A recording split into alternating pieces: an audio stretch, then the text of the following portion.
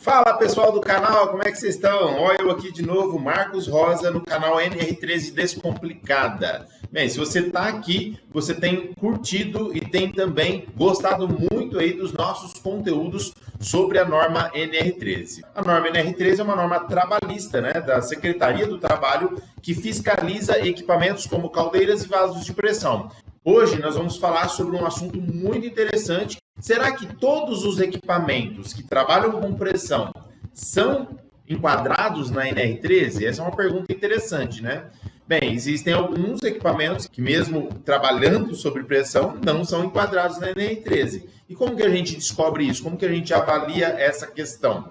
E outra coisa, será que alguns equipamentos, por terem partes mecânicas dentro deles, como que eu trato esse assunto? Então, um dos meus seguidores, uma pessoa da minha audiência, né, fez essa pergunta para mim e eu respondi para ele e vou passar aqui para vocês também saberem a resposta. Então, se você gostou desse tema, já curte, compartilha, deixa o seu like. E se você tem gostado dos conteúdos que eu tenho postado aqui no NR3 Descomplicada, no nosso canal, então faz o seguinte, acione o sininho para que você não perca nenhum conteúdo, beleza? Pessoal, fica aí, após a vinheta, começa o conteúdo.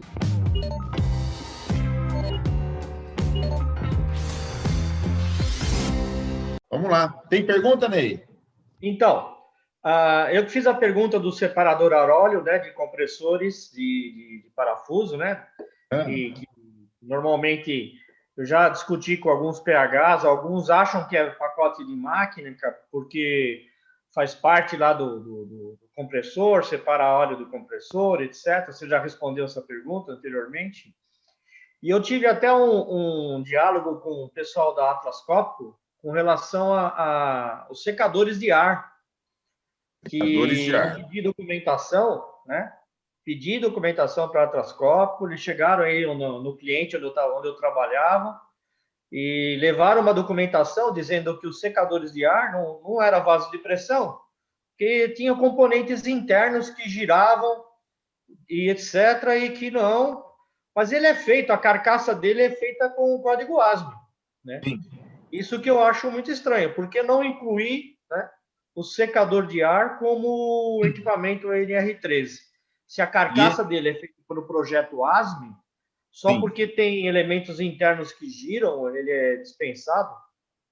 Sim. Agora é o seguinte, ele realmente tem esses elementos internos? Realmente Sim. tem, eu não conheço esse equipamento. Ele tem uma parte interna, né? Elementos internos que, com a ação do ar, eles se movimentam, tal, um sistema de secagem, não sei se cria um acúmulo, uma centrifugação. Porque assim, ó, tá, deixa eu te dar uma resposta que eu acho que vai te ajudar bastante. Não é o fato dele ser fabricado com o código ASME que ele é um vaso de pressão. Primeiro ponto. Vasos de pressão são todo equipamento que trabalha sob pressão, positiva ou negativa, que é diferente da atmosférica. Então, imagina que você tem um equipamento. Você pode ter um equipamento com 2 kg de pressão, um exemplo, e ele não é um vaso de pressão. Aí você fala, mas como não, Marcos? Porque ele não compreende os requisitos da norma. Então, se você for lá no item 13.2.1, lá lista o que é vaso de pressão. O primeiro item que você vai ter que fazer é o cálculo de produto PV. Se no cálculo de produto PV ele der menor que 8, não quer dizer que ele não é vaso. Ele é um vaso, mas não se enquadra na NR13. Mas no caso lá dava mais. Dava mais do que 8? Se ele dá mais que 8, agora detalhe, se ele dá mais que 8, ele é vaso. Mas você tem que subtrair as partes internas. É o que eu falei ali na live agora há pouco. Deixa eu admitir o pessoal aqui. Você entendeu? Eles até deram um documento e citaram lá, né? Que agora não aparece mais na NR13, mas antigamente aparecia que partes internas e motores, a combustão, partes móveis, tal, não se enquadravam. Aí eles copiaram esse item da norma, colocaram lá e falaram, olha, isso aqui não enquadra por causa desse item da norma, a gente não costuma fornecer prontuário desse equipamento. Não é uma justificativa. Não forneceu. Isso não é uma justificativa, né? É estranho porque ele trabalha com alta pressão. No fim, eu enquadrei e fiz o cálculo da carcaça pelo ASME e acabei Você, deixando. você subtraiu as partes internas? Não subtraí, porque não tinha desenho de todos esses elementos. Não tinha Então, como aí que montar o tá. equipamento. Talvez eles não estejam errados. Porque, quer ver um exemplo? Ó? Ah, eu fiz o cálculo do produto PV, né? Para fazer o PV, você tem que saber o volume geométrico em metros cúbicos, correto? Então, imagina que você achou lá um volume geométrico em metro cúbico de 0,5. Aí você fez o cálculo com isso que você achou, medindo por fora. Só que, internamente, ele tem uma peça que tem um volume geométrico de 0,25, correto? Então, qual que é o valor que você tem que usar? 0,25, que é 0,5 menos 0,25. Entendeu? Então, você tem que subtrair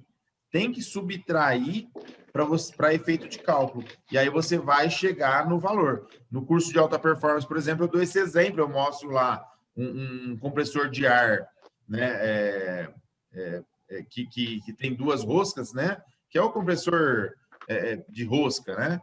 Ele vai lá, para fornecer a pressão, ele tem essas roscas internas. Você tem que somar o volume geométrico das roscas internas para depois subtrair, né, tirar esse valor do total do espaço que você tem ali de acúmulo de ar. Tá, ok. É que pelo croquis, pelo desenho, né, eu não abri o equipamento, mas se via que tinha muito espaço vazio. Aí eu argumentei, não, mas essas partes são móveis, etc. Eles saíram fora, deram uma carta assinada dizendo que não se enquadravam, né? Eu deixei aquilo junto com o prontuário, mas mesmo assim acabei, por segurança, até a empresa falou, não, vamos enquadrar e vamos fiscalizar ele, porque é um equipamento sob pressão. E outra, né, cara? Na dúvida você enquadra. Né? Eu sou assim também. Então, até o próprio cliente falou, não, vamos deixar, porque trabalha com alta pressão e tal. Bom, mas muito obrigado. Na dúvida eu enquadro também, eu sou igual você. Eu não tenho informação suficiente da parte interna para desenquadrar, cara, vou enquadrar essa porra aqui e boa, tacar o pau. É isso aí. Tá certinho. Muito obrigado.